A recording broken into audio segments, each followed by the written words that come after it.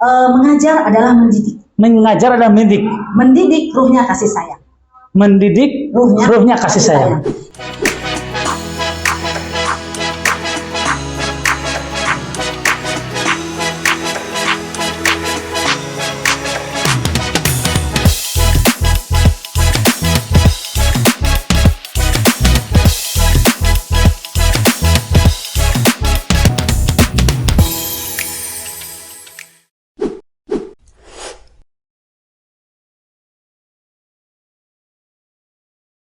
Assalamualaikum warahmatullahi wabarakatuh. Sahabat, bertemu lagi bersama saya Dong Sugiarto di Jejak Cibatu edisi podcast. Di podcast kali ini kita kehadiran narasumber.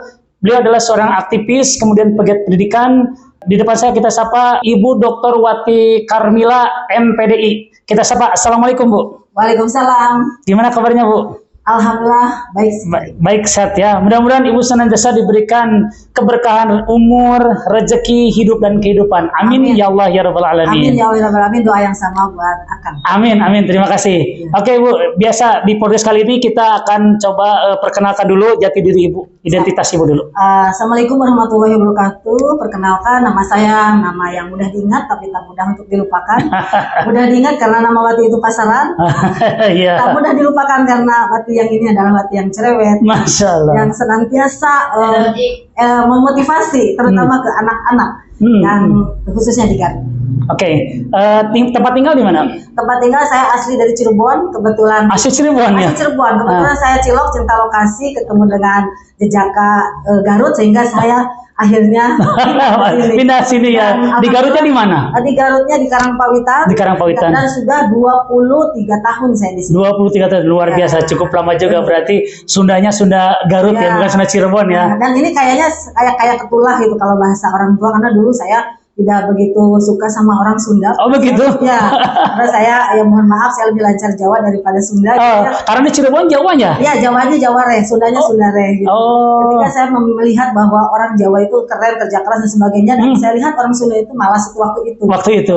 Tetapi kalau sekarang? Nah, pas saya lihat ternyata Allah, dan saya pernah ngomong amit-amit gak mau menikah dengan orang Sunda. Nah, sama Allah dihadirkan lah. Orang Sunda asli lagi. Orang Sunda asli, orang itu semua tidak benar. Ternyata orang Sunda keren-keren gitu ya. Wah, luar biasa. Saya sekarang dikaruniai 4 orang anak. Yang pertama sudah lulus di keperawatan, yang kedua udah jadi bidan, yang ketiga di ISI Yogyakarta, dan yang keempat masih kelas 6. Masih kelas 6. Dan saya seorang akademisi sebagai seorang dosen di salah satu perguruan tinggi di mana? Muhammadiyah Garut. Di Muhammadiyah di Staida. Di Staida. Oke. Itu dosen tetap. Di sisi lain juga saya suka main atau LB-nya itu di WIN. Di WIN. Ya, gitu. Nah itu saya intinya seperti itu, bahwa saya intinya sebagai akademisi dan peneliti khusus LGBT. Peneliti LGBT. Nah, dan satu lagi dengan pengabdian, karena kan pengabdian terhadap masyarakat. Sehingga saya saat ini bekerja sama bergabung dengan Aliansi Umat Islam Garut. Di bidang kemarin karena kemarin itu berangkat dari sebuah penelitian bahwa Garut saat ini sedang darurat perilaku seks dengan adanya kasus-kasus LGBT dan sodomi, sehingga saya diminta, kebetulan memang bukan bidang saya, yaitu saya itu kan dari pendidikan itu kompetensi saya itu di PAI ya, Agama Islam. Tapi ketika saya melihat di lapangan khususnya di Garut dari tahun 2016 saya meneliti khusus LGBT, ternyata memaksa saya, walaupun saya bukan psikolog, belajar untuk otodidak, sehingga saya lakukan, dan alhamdulillah sampai detik ini saya konten ini. Luar biasa. Ini penerangannya sebenarnya saya mau nanya, tetapi Ibu sudah menjelaskan, nggak masalah. Yang penting nanti kita sudah, ini sudah ini ya dibahas. Bu, saya ingin nanyakan Ibu sebagai pegiat pendidikan, terkait dengan pendidikan. Apa yang Ibu lihat dari pendidikannya untuk sekarang ini? Dengan adanya berbagai pendidikan, dengan adanya berbagai kasus, apa yang Ibu mau soroti tentang pendidikan, khususnya Kabupaten Garut?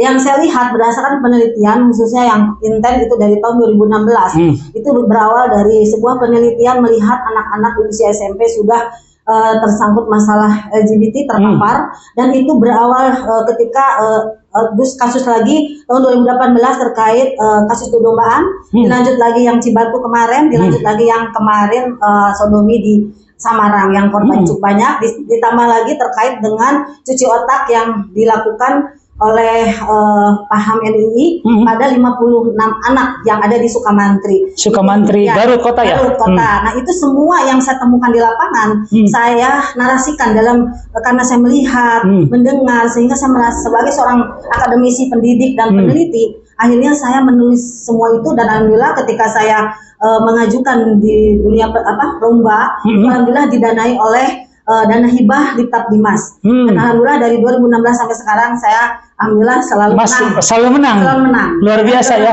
Dari 2016 sampai dengan 2024 ya, sekarang juga. Ya, dan lomba-lomba lain sehingga sudah 11 kali saya menerima dana-dana seperti itu. Apakah selama ini yang Ibu pergerakan ada kendala, baik dari kendalanya dari pribadi atau dari sekitarnya mengenai tentang daripada pendidikan yang selama ini terpapar itu? Oke. Dari hasil penelitian saya melihat ada sebuah keprihatinan yang mendorong saya untuk aktif, untuk empati ke mereka. Dan di sini saya sebagai tugas dosen itu tidak hanya mengajar, karena selain mengajar adalah meneliti, dan itu saya lakukan meneliti. Dari hasil penelitian saya menciptakan sebuah model untuk solusinya seperti apa. Dan saya meneliti itu tidak hanya di Garut, di Bandung, di Cirebon, di Indramayu dan sebagainya, pokoknya wilayah. Berapa kabupaten yang pernah Ibu teliti? Yang pertama, yang paling banyak memang di Garut, karena kasus-kasusnya sangat unik. Di Garut itu saya katakan tidak pernah selalu ada yang harus diteliti, gitu, karena terutama di dalam dunia pendidikan. Selanjutnya di Bandung, saya meneliti juga tentang gay. Di sisi lain tahun 2021 saya juga menang, alhamdulillah. 2022 saya menang terkait dengan calon pengantin yang apa? Calon pengantin, tapi dia sudah dari 20 terpapar sebanyak 9 orang udah HIV.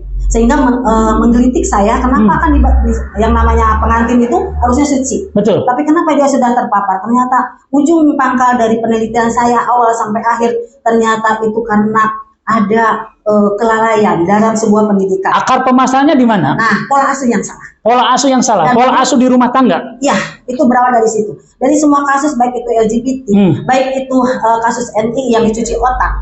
Nah, sehingga ingin mendirikan negara NI di Indonesia, khususnya di Garut. Begitu pula yang kasus yang di Cirebon itu terkait HIV/AIDS. Itu semua akar masalahnya dari sebuah pengawasan orang tua yang lalai. Pengawasan orang tua. Dan satu lagi adalah ketidakkonsistenan dan ketidakkompakan antara orang tua dengan orang yang tua itu beda.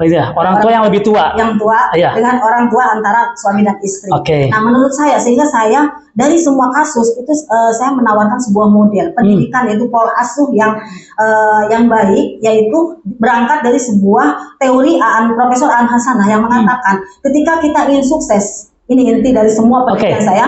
Saya akan ngasih trik. Dan ini sudah saya coba. Udah coba? Di mana? Kan sudah hasil penelitian. Dari sekian. Nah, itu konsepnya satu kata. Yaitu, kalau saya sebagai akademisi, satu kata yaitu mengajar adalah mendidik. Mengajar adalah mendidik. Mendidik ruhnya kasih sayang. Mendidik ruhnya kasih sayang. Jadi ketika seorang guru, seorang dosen tidak hanya datang, ngajar, dapat gaji, pulang. Mengajar mudah, tapi kalau mendidik semua orang bisa mengajar, tapi mendidik itu susah karena ruhnya adalah kasih sayang.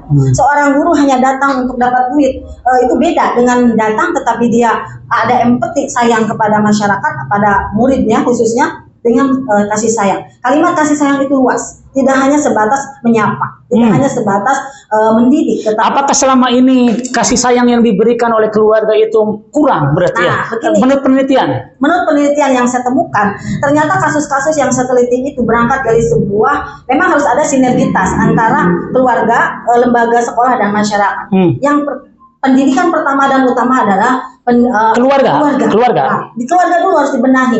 Nah, triknya ada 5. Pertama, keluarga itu harus. Berarti trik ini adalah solusinya juga. Solusi ini yang saya temukan dari penelitian yang mengacu kepada teorinya Aan Hasanah, bahwa dikatakan seorang program pendidikan agama Islam itu akan berhasil manakala ada 5 hal. Yang pertama, seorang orang tua, baik itu guru atau orang tua, itu yang pertama harus senantiasa memberikan sebuah pembelajaran. Di rumah. Ya, misalnya orang tua di rumah selalu menanamkan belajar itu seperti ini. Belajar itu apa saja? Belajar etika, belajar moral dan sebagainya, termasuk belajar di sekolah itu harus membimbing, membina, memberikan sebuah perhatian. Jangan sampai saling menuding, ada PR ini ke bapak, ini ke ibu, sementara main HP, tidak diperhatikan, tidak didengar, sehingga nanti anak akan mencari kebahagiaan di luar sana dengan bergabung dengan komunitas-komunitas seperti itu, karena dia tidak dapatkan di keluarga. Yang kedua adalah kita harus senantiasa sebagai orang tua dan guru memotivasi kepada siswa kita, kepada anak kita, dari mulai bangun tidur sampai tidur lagi. Misalnya kita mengingatkan sholat, mengingatkan makan dan sebagainya, itu harus dilakukan. Terserah mau dibilang cerewet atau apa, tapi dengan bahasa yang edukatif, gitu kan. Jadi jangan sampai marah-marah gitu. Ya itu tadi konsepnya dengan kasih sayang. Yang ketiga adalah keteladanan. Keteladanan, betul. Bagaimana orang anak akan berkiblat kemana? Dia bingung. Sehingga ketika orang tuanya bisa dijadikan acuan sebagai teladan bagi dirinya. Ketika dia nyuruh sholat, orang tuanya sholat dulu. Ketika nyuruh disiplin dulu. Itu selalu tanamkan keteladanan. Yang keempat, tiga ya. Keempat adalah disiplin. Disiplin itu penting karena di sebuah disiplin akan melahirkan sebuah generasi muda yang bertanggung jawab. Yang terakhir, walaupun menurut saya ini kurang rada sepakat, itu reward dan punishment. Reward, memberikan reward ya. Oke. Reward itu penghargaan. Ya, penghargaan kepada anak. Ada anak, ketika anak juara misalnya atau apapun, itu harus diberi penghargaan minimal itu dengan kata-kata. Karena menurut teori Maslow, dalam teori kebutuhan, yang pertama kita membutuhkan sandang, pangan, papan. Betul. Tidak cukup hanya itu, tapi satu hal, perlu keamanan. Yang ketiga perlu kenyamanan. Yang keempat adalah perlu aplikasi diri. Yang kelima perlu penghargaan. Itu yang harus diberikan ke anak. Sehingga jangan sampai kita marah-marahin anak, apalagi di depan orang lain. Jangan sampai membanding-bandingkan anak kita dengan orang lain. Begitu pula murid kita. Karena itu akan membuat dia gegana, yaitu gelisah, galau, merana. Sehingga dia akan mencari kenyamanan di luar sana dan bergabung dengan komunitas-komunitas yang seperti itu. Karena di komunitas itu mereka dihargai. Apakah selama ini yang Ibu lakukan, teliti, kemudian ada solusi? Pernahkah Ibu melakukan satu action terhadap keluarga yang mendapatkan hal itu? Nah, sangat ya, pernah, jelas. Pernah lagi, jelas sering. Tapi mohon maaf ya, karena ini tentang LGBT, yang dimana kesembuhan LGBT itu harus silent. Karena ketika dia kalau bahasa Sunda diabong-abong, dikemedsos-kan, itu bukan menyembuhkan. Betul. Karena dia akan minder karena dia sudah, sehingga termasuk yang dibullying dan sebagainya, yang saat ini sedang booming di Garut juga. Itu kalau ketika kita di terapi dan sebagainya, kebetulan saya juga seorang terapis, itu akan dia merasa malu, sehingga ketika saya menerapi dan sebagainya itu harus silent. Jadi harus silent, jadi tidak boleh diumbar, kalau bahasa Sunda diumbar. Betul, tapi kalau sebagai bocoran, saya pernah pada tahun 2016 sehingga saya menang di Litap Dimas itu, ketika kita ada lomba nulis di dosen seluruh Indonesia. Kenapa saya menang? Itu judulnya Pemahaman Lesbi Terdidik, Problematika dan Solusi. Kenapa problematika? Karena jelas masalah dong. Ketika tiba-tiba ada anak SMP, usia SMP, saya melihat terpapar lesbi, saya melihat dengan kepala mata sendiri. Waktu itu sedang melakukan perilaku yang tidak sesuai. Sehingga saya punya pemikiran, saya sebagai guru, sebagai pendidik, tidak mungkin saya hanya diam, sehingga saya mencari sebuah formula. Akhirnya saya menyatukan teori Islam dengan teorinya Barat, yaitu teori Kislai dengan teorinya Abdullah Nasiwulwan. Di mana ketika saya terapi itu pertama, mereka harus berpuasa Senin Kamis. Karena puasa itu bisa menekan daya libido seksnya. Nah, yang kedua, si anak juga tidak boleh meminum minuman yang berwarna kayak Fanta, Coca-Cola. Karena itu memicu libido. Iya, tidak boleh. Tidak boleh. 4 bulan terapi dengan saya, mereka tidak boleh meminum minuman yang berwarna. Bersoda juga. Ya, sama. Karena itu bisa memicu. Yang ketiga juga tidak boleh memakan daging yang berwarna merah, karena itu juga daging berwarna merah. Seperti daging sapi. Daging itu kambing ya. Itu karena memicu libido. Ya, terus harus apa? Daging yang warna putih. Ayam atau mungkin ikan. Itu betul. Itu aman ya, berarti itu ya. Itu selama 4 bulan harus mengikuti apa yang saya katakan, karena itu sudah ada MOU. Terus gimana tuh, ada hasilnya? Selain itu dia nanti harus berzikir, dan nanti saya 3 kategori. Yang pertama yang masih baru terpapar, yang kedua tengah-tengah, yang ketiga adalah sudah terlanjur, sudah parah itu harus saya ruqyah. Kalau yang kedua dan yang pertama itu karena masih tidak terlalu ini, jadi saya memakai metode-metode, misalnya metode terapi kognitif, atau metode misalnya DEP, kayak gitu. Jadi penerapan atau pendekatan persuasif kepada mereka. Sehingga dari hasil penelitian itu saya menciptakan sebuah ilmu, namanya ilmu kodok hate. Ilmu kodok hate. Ya, kodok hate. Ya, kodok hate. Kalau ini kenapa saya ambil dari bahasa Sunda? Karena ketika kita membuat sebuah tulisan itu harus memicu yang unik. dan betul. original, tidak boleh meniru, copy paste. Itu larangan dalam akademisi. Itu namanya pelacuran akademisi. Pelacuran akademisi. Oke, kalau dari tadi yang Ibu sudah paparkan, sekarang konkretnya apakah dari, mohon maaf saya tanda kutip, itu untuk lesbi, homoseks, apakah itu bisa disembuhkan? Insya Allah selama ini berangkat dari sebuah pengalaman yang 2016 itu, yang saya terapi itu, tapi gini itu syaratnya itu harus dia mau sendiri. Dia mau sendiri? Ya, harus. Kalau dia didorong oleh kita, ayo. Itu memang bisa, tetapi sulit, kesembuhannya, tingkat kesembuhannya rada lama. Tapi beda ketika dia, Bu, saya mau sembuh, itu yang lebih enak, lebih cepat. Dari 21 orang yang saya terapi dengan teori yang tadi, perpaduan dengan ilmu kodok hati tersebut, selama 4 bulan itu yang sembuh 18 orang dari 21 orang. Luar biasa. Itu yang tidak sembuh 3 orang. Kenapa? Karena dia sudah mendalam batinnya dia sebagai seorang buci. Buci itu istilah laki-laki dalam dunia lesbi. Kalau di dunia homo itu namanya top dan down gitu kan. Oke, berarti. Jadi dari penelitian itu atau yang sudah diterapi itu dari 20 orang 18 sembuh. Sembuh, alhamdulillah. Sembuh. Masya Allah, luar tapi biasa. satu hal selama ini sampai orang tuanya aja nggak tahu. Bagaimana caranya tuh? Nah, karena gini, kalau dia, Bu, saya mau disembuhkan, tetapi Ibu jangan bilang-bilang ke orang tua saya, karena orang tua saya jantungan nanti kalau tahu. Sehingga selama ini, mohon maaf, tahun 2016 saya juga dalam tulisan saya mengajukan kepada pemerintah Garut untuk membuat sebuah rumah singgah. Dan per hari ini saya juga sudah belum ada rumah singgah. Tapi tahun kemarin saya ada MOU dengan Bapas yang ada di Bapas yang di mana? Bapas yang di ini, yang di Banyuresmi. Banyuresmi. Nah, dari Kemenkumham kita bekerja sama. Itu mendirikan sebuah rumah singgah. Rumah singgah sekarang ada? Ada, namanya Rumah Singgah Abi Praya yang memang sekarang belum selesai. Di mana itu? Itu di Bapas yang di Bapas Banyuresmi. Oke. Tapi kalau selama ini yang Ibu terapi itu di tempat ada base camp-nya? Nggak ada base camp. Nggak ada base camp. Karena saya itu jujur kalau di rumah saya nggak mungkin, sehingga jujur saya itu dengan di mana tuh?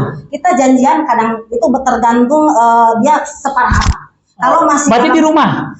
Kadang di rumah kita tentukan di mana, kadang juga di kafe, kita sering di kafe kalau memang dia itu dia masih tidak terlalu parah ya, karena kan saya menggunakannya terapi psikologi. Oh, berarti yang selama ini Ibu lakukan itu tidak dia diam di situ satu tempat? Enggak, tergantung kesepakatan kita mau di mana, karena masalah kenyamanan. Berarti itu hanya sebatas tentatif, artinya tentatif itu kan di mana aja gitu kan? Karena saya nggak punya rumah singgah.